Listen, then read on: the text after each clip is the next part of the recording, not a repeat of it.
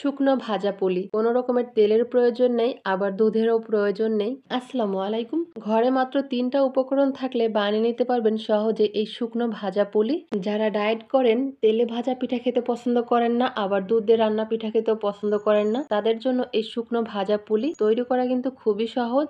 পিঠাগুলো বানানোর জন্য এখানে কড়াইয়ে ১ কাপ পানি আর হাফ চামচ লবণ দিয়ে জাল করে বলক তুলে নিলাম। বলক চলে আসার পরে ১ কাপ শুকনো চালের গুঁড়া দিয়ে নেড়েচেড়ে মিশিয়ে সিদ্ধ করে নিচ্ছি। সিদ্ধ হয়ে গেলে এটাকে ঢাকনা দিয়ে ঢেকে রাখবো ১০ মিনিটের জন্য।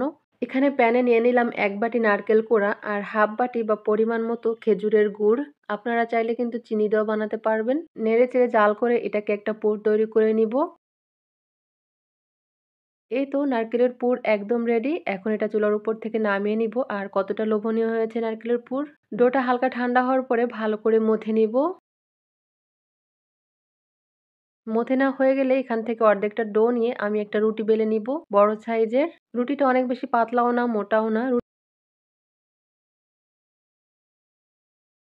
রুটি বেলা হয়ে গেলে একটা বয়মের মুখ দিয়ে এভাবে আমি ছোট ছোট করে লেচি বানিয়ে নিচ্ছি। আপনারা আপনাদের পছন্দ মতো সাইজ করে নিতে পারবেন। এরপর ওই যে নারকেলের যে পুর তৈরি করে রেখেছিলাম সেই পুর পরিমাণ মতো দিয়ে এইভাবে ২ মুখ আটকে দিব। চাইলে এভাবেও রাখতে পারেন, আবার চাইলে পিঠার গায়ে এভাবে একটা ডিজাইনও করতে পারেন। এই ডিজাইনটা করা খুব সহজ। আরো একটা পিঠা বানিয়ে দেখাচ্ছি। আর আপনারা চাইলে কিন্তু পিঠাগুলো আরো ছোট বা বড় করে বানাতে পারেন। এইভাবে পিঠা ডিজাইন করলে পিঠাগুলো কিন্তু দেখতে বেশি সুন্দর লাগবে। সবগুলো পিঠা আমি সেম ভাবে বানিয়ে নিয়েছি। পিঠাগুলোকে নিয়ে চলে যাব চুলায়। চুলায় একটা প্যান বসিয়ে দিয়েছি আর প্যানটাকে হালকা গরম করে নিয়েছি।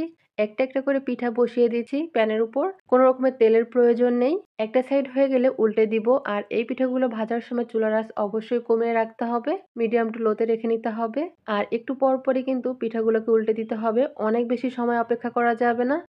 ১০-২০ সেকেন্ড পর পর উল্টে দিতে হবে।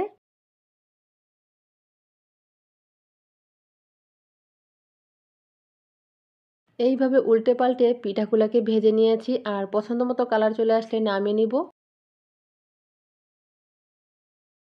কেউ চাইলে অনেক বেশি কালার করতে পারেন, আবার এরকমের কালারই কিন্তু বেশি সুন্দর লাগে। বাকি পিঠাগুলো সেম ভাবে ভেজে নিয়েছি। যারা তেল খেতে পছন্দ করেন না বা ডায়েট করেন তারা কিন্তু চাইলে এইভাবে পুলি পিঠা বানিয়ে খেতে পারেন কোনো রকমের তেল ছাড়া। আর পিঠাগুলো খেতেও কিন্তু দারুণ লাগে। তৈরি করা যেমন সহজ, খেতেও দারুণ লাগে। একটা পিঠা ভেঙে দেখাচ্ছি যে ভিতরে কেমন হয়েছে। ভিতরে তো নারকেলের পুর দিয়ে ঠাসা। ২-৪টা পিঠায় কিন্তু কিছুই হবে না। এই পিঠা যখন খেতে বসবেন ৫-৬টা পিঠা তো লাগবেই। এই যে দেখুন নারকেলের পুর দিয়ে ভিতরে ভরা। আর এই পিঠা বানিয়ে কিন্তু ৩-৪ দিন পর্যন্ত খেতে পারবেন। রেসিপি ভালো লাগলে একবার হলেও তৈরি করবেন। আশা করি সবার কাছে খেতে ভালো লাগবে।